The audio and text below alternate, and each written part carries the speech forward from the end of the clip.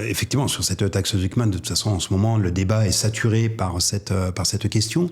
Et c'est là où, justement, on voit le positionnement de Rexecode. En fait, nous, ce que nous voulons regarder, c'est est-ce que la mise en place de cette taxe aura un effet ou pas sur l'activité économique.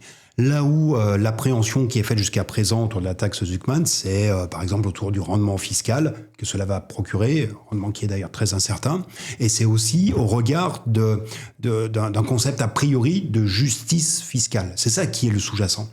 À nous, le regard que l'on va avoir sur ce sujet, c'est de se demander si l'existence de prélèvements sur le capital qui sont plus importants que ce qu'il y a dans d'autres pays va avoir un facteur sur des mouvements, non pas tant sur l'exil fiscal, c'est pas l'exil fiscal qui nous intéresse, mais sur des mouvements d'expatriation de personnes qui ont un potentiel.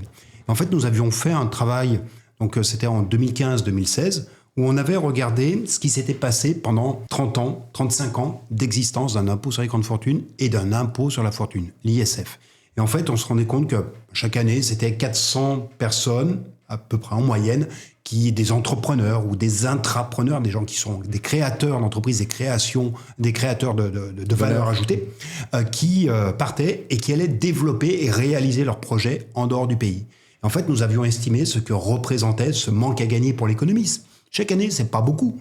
Mais quand vous le cumulez année après année, eh bien, on arrivait à quelque chose qui représentait 2 points de produit intérieur brut.